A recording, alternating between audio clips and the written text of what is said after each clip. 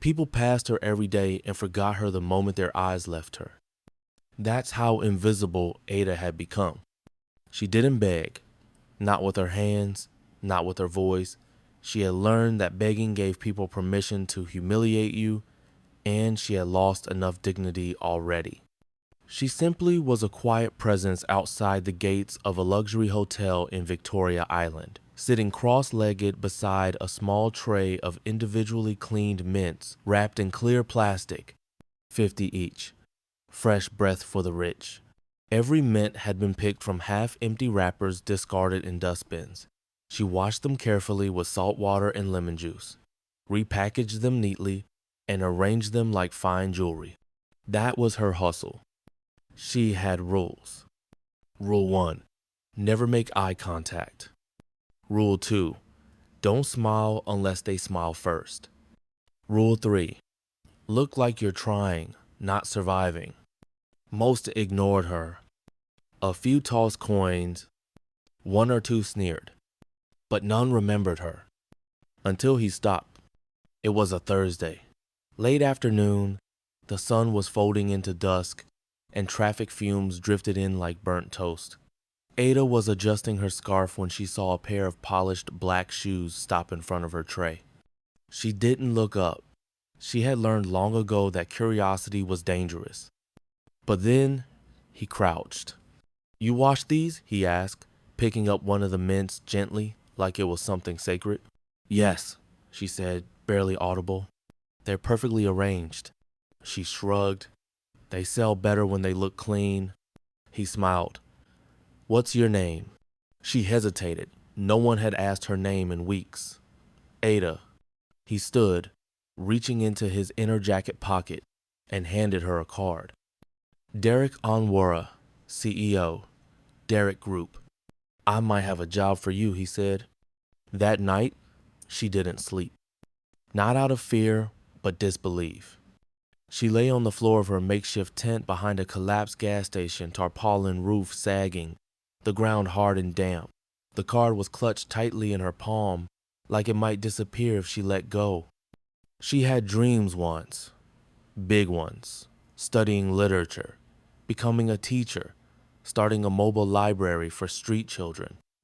But all of that had burned with her mother's body in a general hospital morgue when they refused to treat her for pneumonia without a deposit.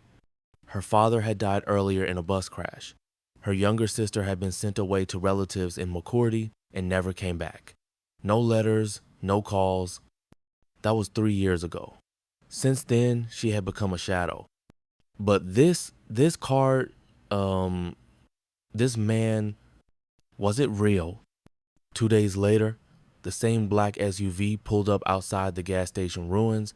It didn't honk, it didn't flash lights. It just waited, like it knew she'd been expecting it. A man stepped out, driver uniform, sunglasses. "Miss Ada?" She blinked. "Yes, I'm here to pick you up." The man held the back door open. Inside, hanging neatly from a garment hook, was a golden silk gown in a clear plastic cover. On the seat beside it, a small white box, a bottle of water, and a card with her name on it. No expectations, just a chance. D. Ada hesitated. Then, slowly, she got in. They took her to a penthouse apartment high above the city, the kind with marble floors that echoed even bare feet, and a view so wide you could see where the ocean kissed the sky. Derek was waiting. No suit this time, just a fitted shirt, rolled sleeves, and a glass of orange juice in his hand. "I'm glad you came," he said. Ada stood near the door, shoulders stiff, eyes darting. "I haven't agreed to anything," she said quickly. He nodded. "That's fine. Let me explain." He offered her a seat. She didn't take it. "My ex-fiancée is getting married tomorrow," Derek began. "Her name is Loretta. She comes from a family of old money politicians, oil magnates, generational wealth. We were together for 2 years, engaged for 1. Ada remained quiet. "She left me 3 months ago," he continued, "after deciding I wasn't elite enough." Her words, I came from the streets, grew myself, built a business, but it wasn't enough. He looked at her, eyes steady. Now she's marrying a senator's son. Their wedding is the event of the year, and I've been invited. He paused. Everyone expects me to show up alone, humiliated, forgotten. Ada frowned. So you want revenge? No, he said. I want closure. And I want them to see that what they threw away wasn't a mistake. You, he gestured at her gently, are the last person they'd expect to see walk in with me. That's why I asked you. Ada stared at him. You could have hired an actress. I didn't want an actress. Then what do you want? Someone real. Someone who has nothing to prove but everything to remind them. That night, Ada showered in a glass bathroom that smelled like eucalyptus and lavender. She scrubbed her skin until it glowed. Her hair was styled by a woman with soft hands and gentle eyes. She sat in a silk robe, looking at her reflection for the first time in months. She looked different. Not cleaner, not prettier. Sharper, like someone carved out of everything they tried to break. The gold gown was waiting. It slid over her body like it had been stitched by stars. It hugged her softly, kissed her skin, gave her back something she hadn't felt in a long time. Presence. Derek knocked on the door just before dawn. He didn't say anything when she stepped out. He just stared. You're not doing this for me, she said. No, he replied, I'm doing this with you. She nodded once, and they left side by side to walk into a wedding neither of them had been invited to as they were now. The wedding looked like money had fallen from the sky and landed perfectly on every detail. Golden archways covered in orchids framed the entrance. A red carpet stretched longer than most rows in Legos. Uniformed ushers held walkie-talkies and wore gloves like it was a royal event. Every table was dressed in silk. Every plate glistened. Every guest arrived in cars that cost more than Ada had seen in her entire life. The driver parked Derek's SUV in front of the entrance. Cameras clicked the moment he stepped out. Then, silence, because Ada stepped out next. Her gown, gold, sleeveless, smooth as poured honey, caught the sunlight and scattered it like glass. She wasn't flashy, she wasn't trying, she just was. Everything stopped, even the whispers. She didn't need to speak. Her presence alone made people forget what they were saying. Who is she? Someone muttered as they walked past. She's not from here. She's not even wearing a necklace. Must be foreign. Derek kept his arm firm around hers. Ready? He whispered. I was born ready, she replied. Inside the hall, elegance turned theatrical. Massive chandeliers, an 8-tier cake glimmering under golden lights, imported candles that smelled like French hotels. The hall was filled with politicians, oil CEOs, celebrities, and power brokers. And at the center of it all stood Loretta. She wore a mermaid-cut dress that shimmered with custom pearls. Her hair was swept into an elegant bun, her earrings heavy with diamonds. Her smile was wide until she saw them. Until she saw Ada. The smile didn't fall off. It cracked, just slightly, enough to see the anger tucked behind her perfect lashes. Is that Derek? Her friend whispered behind her. And that girl? Who is that? Is she a model? Loretta swallowed, then turned away. Ada didn't flinch. She didn't blink. She simply looked around the room like she was inspecting something that had once tried to destroy her. This time, she was the one doing the judging. The ceremony started. There were prayers, songs, a speech by the groom's uncle, the senator, about the importance of legacy and marrying into stable backgrounds. Ada's eyes narrowed slightly at that line. Then came the toast. The MC stood up, beaming. Ladies and gentlemen, before we cut the cake, we're inviting some friends and well-wishers to give a toast to the lovely couple. The crowd clapped. Loretta smiled, radiant and sharp. The groom nodded like he had rehearsed that smile. People stood. They spoke friends, aunties, business partners, all praising love, success, compatible class, and destiny. And then, from the back of the room, Derek, say something now. Laughter erupted. The crowd turned. Derek stood slowly, smiling lightly, adjusting his cufflinks. He didn't rush. He didn't show tension. He just moved. Ada stayed seated, but her hand closed around her wine glass like it was a sword. Derek stepped onto the stage and took the microphone.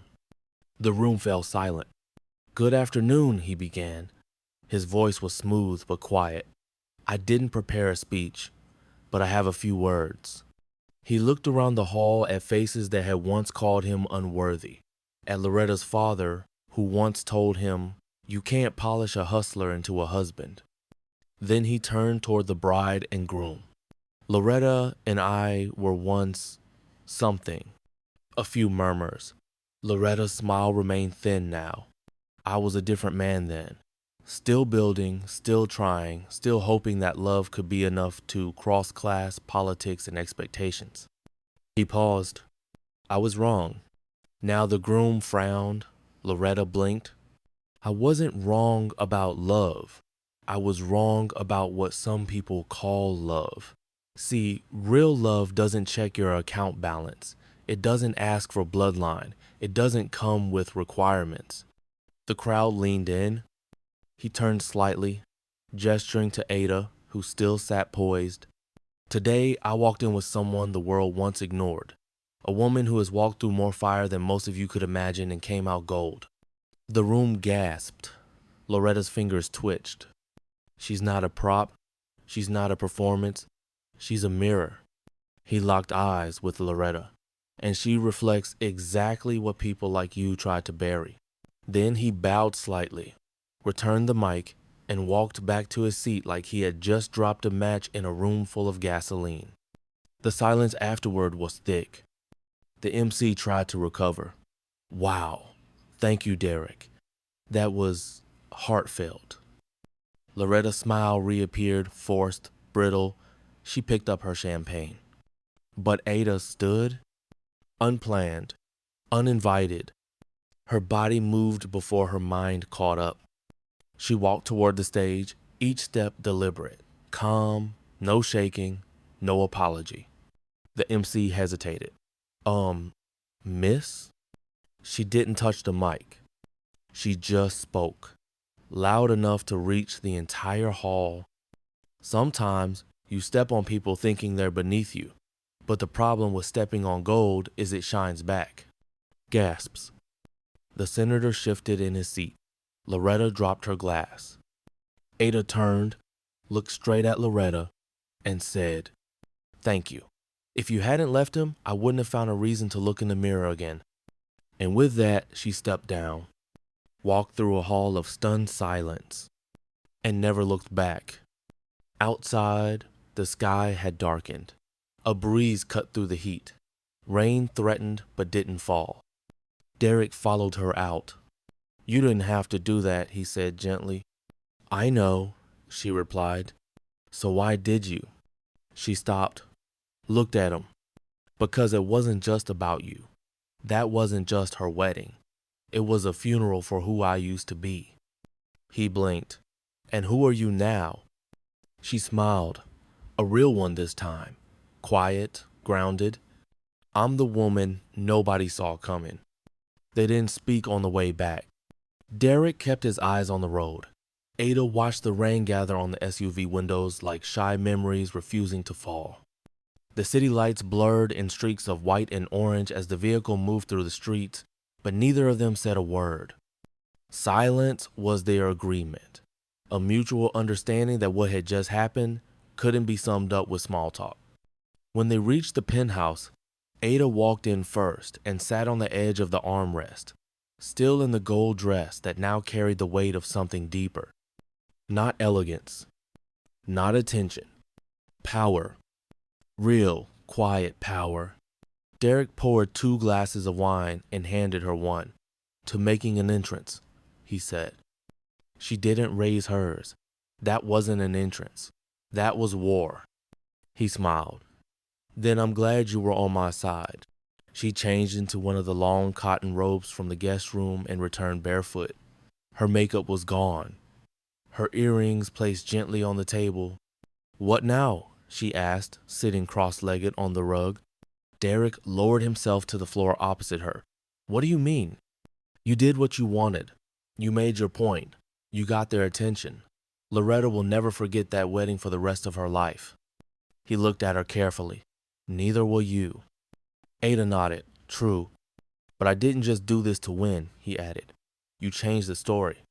What story? The one where the poor girl is supposed to disappear after the spotlight fades. Over the next few days, Ada stayed in the penthouse. Not because she had nowhere to go, but because she didn't want to go back to being unseen. Something inside her had awakened at that wedding. Not pride, not arrogance, recognition. She had faced the very people who once stepped on others to feel taller, and she stood taller without stepping on anyone. She started reading the books in Derek's library. Finance, memoirs, history. She asked questions, listened, wrote in a small notebook. At night, they sat on the balcony, sharing quiet thoughts.